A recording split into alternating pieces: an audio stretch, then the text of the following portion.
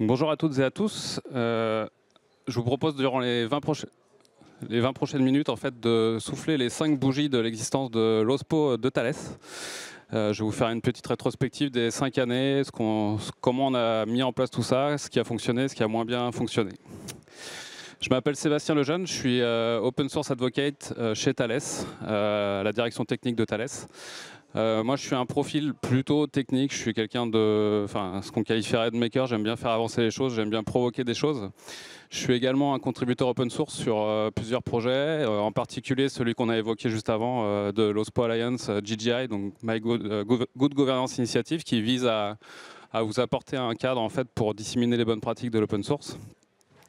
Au sein de Thales, mon rôle, c'est vraiment de faciliter l'essor de l'open source. Et quand je dis open source, c'est la partie active, donc contribuer, publier des assets en open source. Et puis, depuis tout petit, je suis un passionné d'informatique, de développement, donc voilà, avec un profil quand même beaucoup plus technique. Rapidement, Thales, c'est un groupe international qui compte 81 000 employés, répartis sur 70 pays, et on couvre des activités assez variées, l'aéronautique et le spatial. Vous avez sans doute déjà eu entre les mains une petite tablette IFE dans les avions pour regarder vos films ou vos séries. On fait aussi, et c'est vrai qu'on nous connaît beaucoup plus pour ça, tout ce qui est défense et sécurité, donc les théâtres d'opérations militaires, les équipements du Rafale, l'avionique, les optroniques, ce genre de choses. Et puis enfin, plus récemment, on a vraiment renforcé avec l'acquisition de Gemalto tout le caractère sur la cybersécurité et l'identité numérique. Donc vous avez peut-être déjà eu un passeport biométrique, c'est Thales qui participe à ça.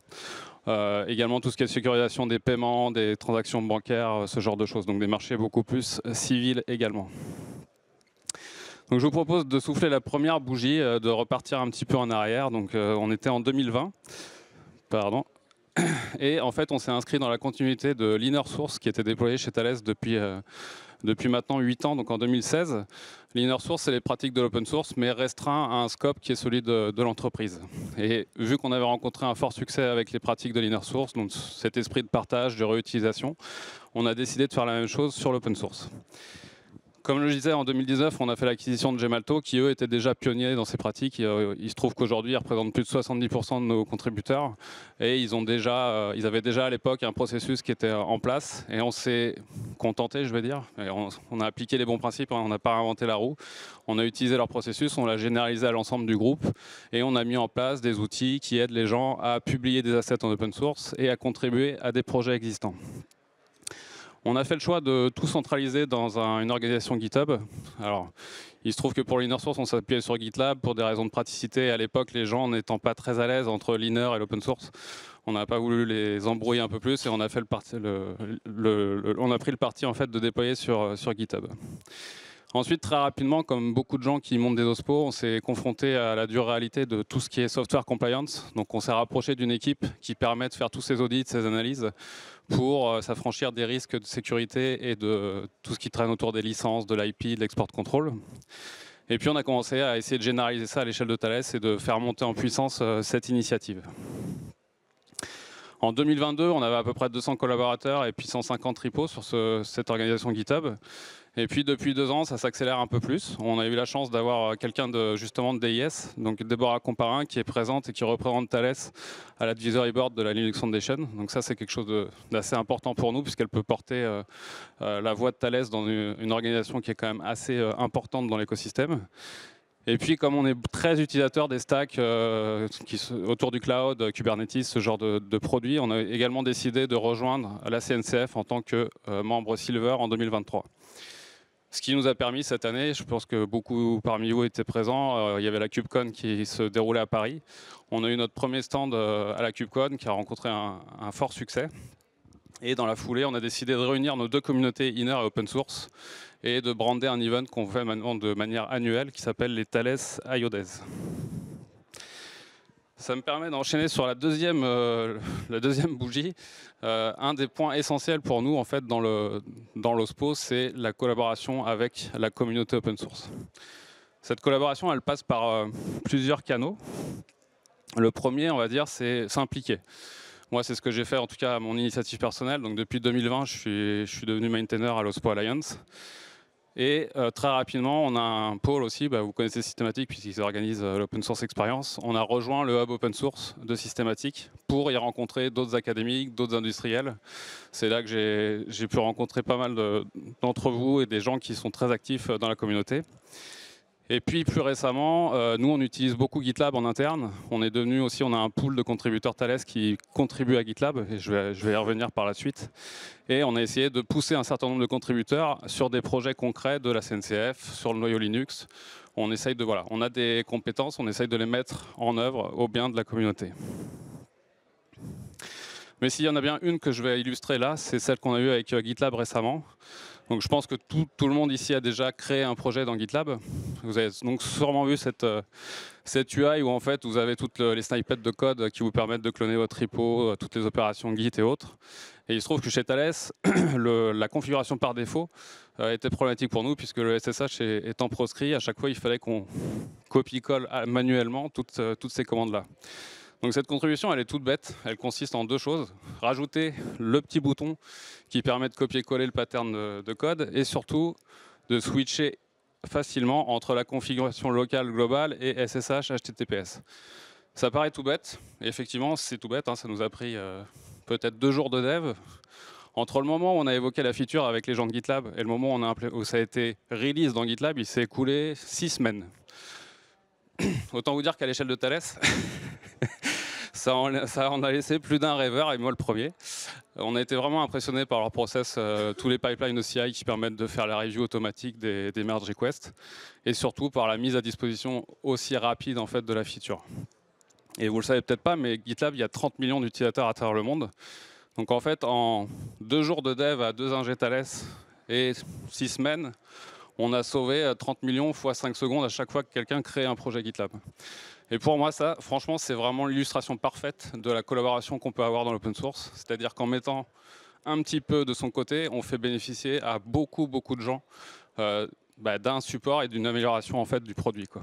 Et il se trouve que chez Thales, on est quand même entre 3 et 4 000 users de GitLab, donc accessoirement, même si on aime bien participer, ça nous a également fait gagner du temps à notre niveau. Le deuxième axe, en termes de collaboration, on a essayé d'être présent le plus possible, et ça passe par les fondations. Les plus connues, donc Eclipse Foundation, Linux Foundation. On est aussi très actif sur l'open hardware, donc on essaye de rattraper notre retard sur le software, mais on est très actif sur l'open hardware. On a eu, d'ailleurs je vois qu'ils sont là, on a eu 2 talks l'année dernière sur le sujet dans la track open hardware. On est membre fondateur de l'Open Hardware Group qui vient de rejoindre d'ailleurs la fondation Eclipse, et on fait également partie de RISC-V International. Donc ça c'est un autre point qui est important en termes de rayonnement, et pareil pour se connecter aux gens qui font, quand même, on considère que c'est important en fait d'avoir ces memberships. Et puis le dernier point, c'est surtout les events. Open Source Experience en fait partie. J'ai parlé de la KubeCon en début d'année. Pour nous, c'était vraiment un super moment de visibilité. On a rencontré des passionnés, des gens qui se posent les mêmes questions que nous autour de tout ce qui est technologie cloud, open source et ainsi de suite. On a eu plusieurs talks de la part de gens de Thales, et pour moi, c'est tout aussi important que de contribuer. En tout cas, aller soumettre des présentations et être présent sur ces events, c'est vraiment extrêmement important. Un que j'aime beaucoup, vous voyez que j'ai le t-shirt, c'est un plus petit event mais qui est situé dans le sud de la France à Toulouse. C'est la 2e année consécutive où on est sponsor platine de cet événement. Il s'appelle le Capitole du Libre. Je vous encourage vraiment à y aller. C'est plus à taille humaine, je dirais qu'il y a entre 1500 et 2000 personnes. Mais vraiment, il y a des horizons très variés, les discussions sont passionnantes. Et si je dois retenir qu'une chose, c'est qu'il y a 2 ans, quand on y allait, tous les gens venaient me voir sur le stand en me disant Thales, open source, on ne comprend pas très bien. Cette année, ils n'étaient plus qu'un tiers. Donc ça veut dire qu'on arrive à faire des choses et à changer un peu notre image. Et pas juste avec du marketing, mais par des actions concrètes, comme toutes celles dont j'ai parlé jusqu'ici. Et puis bien sûr, comment ne pas citer l'événement qu'on partage tous ensemble, Open Source Experience. Cette année, j'avais l'honneur d'être membre du comité de programme, et c'est aussi un point que je voudrais souligner, c'est que quand vous donnez du temps à l'open source, en fait, tout le monde est gagnant. C'est-à-dire que plus vous allez donner du temps, plus vous allez être reconnu par vos pairs, par la communauté. Et ça, c'est un cercle vertueux qu'on n'a pas l'habitude de voir tout le temps. Et en tout cas, je peux témoigner de ma propre personne qu'il existe, et il y a des gens bienveillants, comme les gens avec qui je travaille sur l'OSPO Alliance. Il y a vraiment une bonne entente, et ça fait plaisir. Je voudrais souligner, on a soumis la meilleure stratégie open source au concours de Libre. On n'a pas eu la chance d'être sélectionné, mais je voudrais quand même féliciter les acteurs de RTE qui font vraiment un super boulot et qui méritent amplement cette victoire. Je vais passer du coup à la troisième bougie, un sujet un peu moins drôle, tout ce qui concerne la gestion des licences et tout ce qu'on appelle la compliance. Mais un sujet néanmoins extrêmement important et encore plus nous en tant que Thales, puisqu'on adresse des marchés qui ont vraiment trait à la sécurité. On se doit d'être hyper clean sur ça. Donc en fait, dans le process qu'on a mis en place, on accorde un point d'importance vraiment très critique sur tous les deux risques qu'on associe souvent à l'open source, à savoir le risque légal, donc juridique, la gestion des licences et ainsi de suite, et le risque cyber de l'autre côté. Quand vous faites de l'open source, forcément vous manipulez des dépendances. Ces dépendances elles-mêmes sont soumises à des attaques, des vulnérabilités, et c'est votre devoir de vérifier que vous êtes au dernier niveau de patch et que, au travers de votre code, vous n'allez pas exposer des nouvelles failles en fait, aux attaquants. Donc pour ça, on travaille avec une équipe qu'on a appelée Software Compliance Team et qui nous aide. Alors c'est 3 personnes qui sont outillées avec un outil de SCA et qui permettent d'analyser des baselines de code et de vérifier que vous êtes d'une part pas en train de ne pas respecter des contraintes de la licence que vous utilisez ou dans vos dépendances, et d'autre part que éventuellement s'il y a des CVE, on va essayer nous d'en corriger le plus possible, sachant qu'une CVE c'est pas toujours critique pour vous, hein. Il y a différents niveaux de criticité déjà, mais en plus selon votre contexte d'utilisation, c'est pas la même gravité. Mais en tout cas, on essaye d'en avoir le minimum et de les corriger le plus rapidement possible. Voilà, quand je disais que c'est moins fun, le juridique, ça traite par exemple avec ce genre de tableau très croustillant. Là, l'idée, c'est juste de montrer aux gens en fait, que c'est un territoire qui est souvent peu connu, en tout cas par les développeurs, c'est les contraintes, les obligations et les droits que vous avez en fonction des licences. On distingue 3 grandes familles, celle à droite, les licences permissives, et celle à gauche, alors elles sont en rouge, donc ça incarne le mal, c'est pas pour autant que vous ne devez pas les utiliser, au contraire, c'est juste qu'il y a des précautions à avoir en fait en fonction, puisque plus vous allez avoir ce qu'on appelle un strong copyleft, plus vous aurez de contraintes et de choses à respecter avec ces licences-là. Donc ça, c'est le genre de petit leaflet ça fait partie de ce qu'on parlait tout à l'heure, de tout ce qui est éducation, sensibilisation des gens. C'est extrêmement important que les gens sachent dans quoi ils s'engagent quand ils choisissent une licence open source. Rapidement, juste un petit mot sur notre process. Aujourd'hui, on couvre 2 cas d'application. Le fait de partager un asset en open source, qu'on appelle une publication, et le fait de contribuer. Donc très souvent, c'est venir corriger un bug. On appelle ça une contribution. Dans les 2 cas, on a mis en place un petit formulaire qui permet aux gens d'expliquer pourquoi ils veulent faire ça, et surtout d'avoir un circuit d'approbation donc qui assure une qualité aussi bien sur la contribution elle-même que le fait de, ça paraît bête, mais prévenir son manager, puisque parfois il y a certaines contributions qui peuvent être problématiques en termes d'export control, selon le domaine, selon les clients. Vous avez peut-être un contrat spécifique avec un client sur un asset. Ça serait malvenu de le mettre en open source s'il y a une clause contractuelle qui vous empêche de faire ça. Donc voilà, c'est un système qui me permet de vérifier qu'on est bien dans les clous et surtout d'assurer une homogénéité au sein de tout le groupe Thales. Bon, ça on va passer, on s'en fiche un petit peu. Et j'en reviens au 4e point, qui est vraiment un des moins négligeables aussi, c'est comment on fait pour disséminer efficacement la culture de l'open source. Parce que pour moi, c'est pour une grosse boîte comme Thales, c'est surtout un changement de culture et de pratique. Donc, qu'est-ce qu'on a utilisé pour faire ça ? Nous, il faut savoir qu'on est répartis sur 70 pays dans le monde. Je discutais avec Nicolas, Orange a un peu les mêmes problématiques. Il y a énormément de sites, énormément de métiers différents. Et ben, ça passe par des sessions de sensibilisation, de awareness, des petites sessions d'1 heure, ça peut être en remote, on prend 1 heure, on discute avec les gens, on va à leur rencontre. C'est extrêmement important de le faire régulièrement et avec tout le monde, puisqu'il y a du turnover dans toutes les boîtes. Si des gens à un instant T sont au courant des pratiques open source dans la boîte, c'est très bien, mais rien ne nous garantit que dans 2 mois, 3 mois, 6 mois, ça sera toujours le cas. Donc ça, c'est vraiment quelque chose de récurrent, on essaye de le faire avec au moins toutes les GBU du groupe, 1 fois par an. Et bien sûr, on le fait beaucoup plus de ça dans la pratique, puisque des fois, on est des plus petits groupes. Mais c'est vraiment essentiel d'aller à la rencontre des gens et de leur montrer ce que vous avez mis en place pour en fait qu'ils appliquent parce que quelqu'un qui ne sait pas que ça existe, il ne risque pas d'appliquer le process. Oups. Pardon.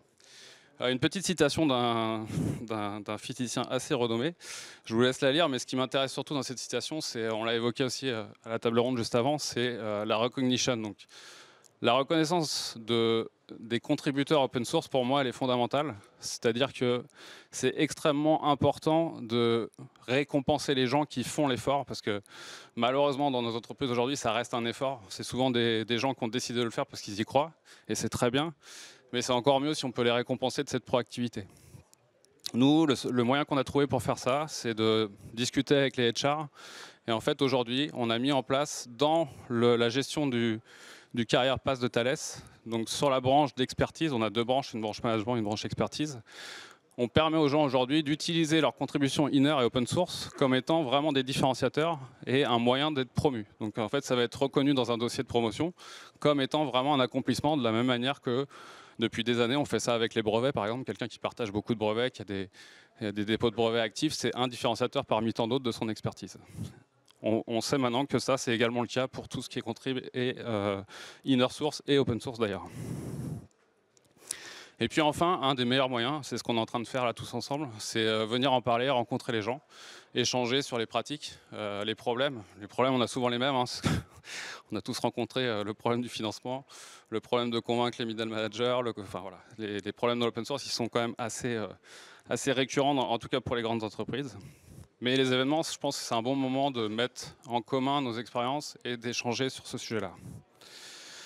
Donc pour ça, là cette année, on a marqué un grand coup. On a réuni les deux communautés. Jusqu'à présent, on faisait des événements séparés. Maintenant, on a brandé un truc avec un petit clin d'œil au Google I.O. pour les plus vieux d'entre vous. Et on a créé les Thales I.O. Days. Donc ça regroupe les deux communautés inner open source sur une journée et ça déclenche également un hackathon par la suite. Donc un hackathon qui aura lieu pour nous en mars sur une thématique avec évidemment la contrainte que les gens doivent partager absolument leur code en inner source ou en open source. C'est un moment qu'on veut avant tout convivial, hein, c'est pas de la présentation PowerPoint, alors c'est très bien le faire hein, chez Thales aussi, mais là en l'occurrence on a essayé de changer un peu les codes, on a laissé les gens se mettre des tatanes à Street Fighter sur les temps libres, il y avait des ateliers plus créatifs autour du Lego, des sports et ainsi de suite. C'était aussi un moment d'échange et volontairement quelque chose de plus fun que ce qu'on a l'habitude de croiser dans nos événements habituels. Le hackathon, j'en ai déjà parlé, donc il va arriver dans 2-3 mois. Et nous aussi, on croit actuellement beaucoup à l'essor d'un langage qui a le vent en poupe en ce moment, qui est Rust. Et l'année dernière, avec Systematic, on a organisé, enfin c'était cette année d'ailleurs, au mois de juin, un Rust Paris qui s'est déroulé, j'ai oublié le nom de l'école, mais peu importe, en dessous de Paris. Et l'idée là, c'est de faire un événement interne, et on va surtout refaire l'événement externe aussi avec Systematic, pour favoriser l'essor de Rust dans nos communautés. Rust, c'est un langage qui a une gouvernance open source.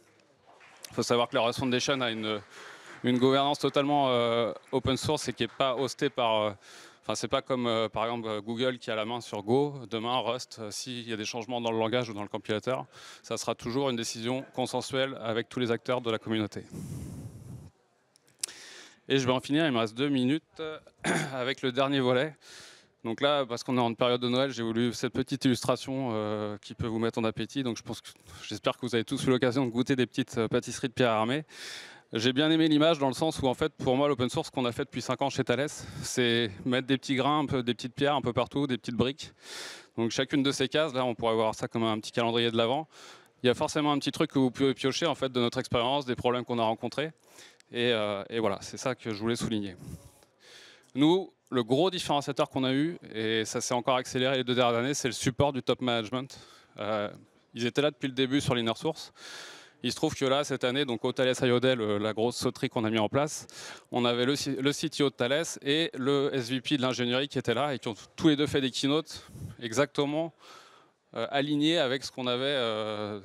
Enfin, ils ont martelé le message de reuse, collaborer, faire de l'open source, de l'inner à outrance. Et pour nous, ça fait une différence majeure. C'est-à-dire quand vous avez la légitimité du top management, en général, ceux d'en bas, vous n'avez pas de souci à les convaincre de la bonne idée de faire de l'open source ou de l'inner source. En haut, c'est parfois plus compliqué. Il se trouve que nous, on a la chance d'avoir des gens qui y croient vraiment et pas semblant, c'est-à-dire qu'ils mettent vraiment les moyens et ils mettent leur image en jeu et ils s'impliquent. Donc ça, c'est extrêmement important, mais ça ne va pas sans une communauté active. C'est-à-dire qu'on a des gens comme Anthony, comme Jérôme, qui sont là au premier rang, un peu partout, c'est important d'avoir des relais locaux qui vont porter votre voix et votre idée de l'open source dans votre boîte. Sinon, enfin, tout seul, vous ne pouvez clairement pas y arriver, surtout dans les grands groupes, quoi. Et puis surtout, ça nous permet de les convaincre actuellement. On le disait à la table ronde, aujourd'hui 80% de ce que vous avez dans vos systèmes et vos solutions logicielles, c'est des open source. Donc de toute façon, si vous n'y allez pas, dans 5 ans, en gros, c'est vos compétiteurs qui feront la roadmap à votre place. Donc ça, quand on dit ça, en général, ça percute bien et ça leur permet de comprendre à quel point c'est important d'avoir des gens qui sont committeurs et des gens qui sont présents dans les working groups. C'est vraiment deux aspects fondamentaux. Oups, pardon. Le Tiles, je ne l'ai pas dit, mais c'est aussi l'occasion de récompenser les gens avec des awards. On a une petite cérémonie un peu comme les Oscars où on récompense les meilleurs contributeurs, les meilleurs promoteurs, les meilleurs influenceurs. C'est vrai que c'est quelque chose qui plaît beaucoup aussi dans la même lignée que la reconnaissance. Et puis l'open source, c'est bête, hein, mais c'est aussi un vecteur d'attraction pour les jeunes populations. Eux, ils travaillent naturellement comme ça quand ils sortent de l'école. Il n'y a pas de raison que quand ils rentrent dans le monde de l'entreprise, ça soit différent. Donc c'est aussi un moyen de les capter et surtout de les retenir. Parce que c'est bien de faire rentrer des nouveaux entrants, mais s'ils partent au bout de 3 ans, c'est un peu dommage. Donc l'open source, ça pour le coup, c'est vraiment un super bon vecteur pour les retenir et pour les inciter en fait à nous rejoindre. Et ça fonctionne. Et voilà, je finirai en quelques mots par on a toujours des choses à faire. Ça fait 5 ans qu'on a lancé cette initiative. Pour moi, il y a encore du boulot pour minimum 5 ans. Avant de devenir je pense qu'on peut dire aujourd'hui qu'on est contributeur. C'était pas vrai il y a 5 ans. On est contributeur. Ce qu'on aimerait, c'est devenir un acteur majeur de l'open source. Et pour ça, il y a encore beaucoup à faire. Et en tout cas, je voudrais remercier des gens qui m'ont fait confiance, que ce soit en interne ou en externe, et l'occasion aussi de vous relater tout ça. C'est extrêmement important pour moi. Et donc voilà, si vous avez des questions, on peut en prendre une ou deux.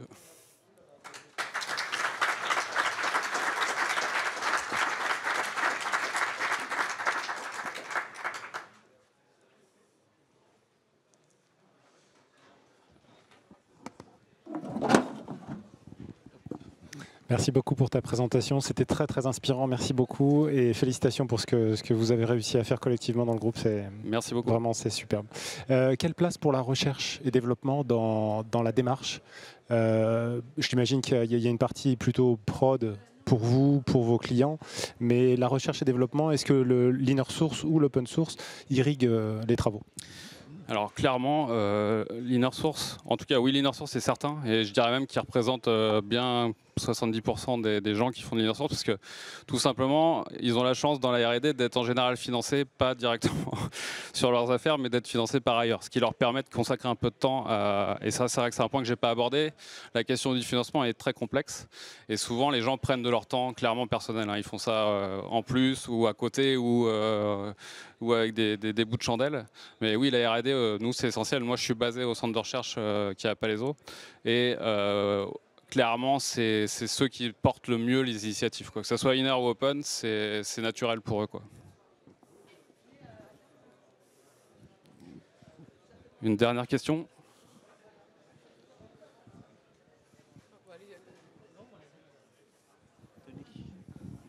Justement, vous parlez des contributions. Tout à l'heure, vous parlez de contributions à GitLab. Comment c'est accepté par le management, justement, que les employés passent du temps sur d'autres choses que les produits Thales, quoi, hein, Très bonne remarque. C'était GitLab, hein, c'était pas. D'accord. J'entends pas très bien dans le Donc c'est vrai que ça peut paraître étrange, mais je pense que l'exemple que j'ai donné montre bien à quel point en fait, ok, on a investi sur notre temps, mais vu ce qu'on en a tiré comme contrepartie, en fait, là pour le coup, tous les managers, quand on leur présente l'histoire comme ça se passe très bien, et ils comprennent très bien. Mais c'est vrai que malgré tout, c'est difficile de leur faire investir de l'argent en propre pour aller. Il faut les pousser un petit peu, quoi.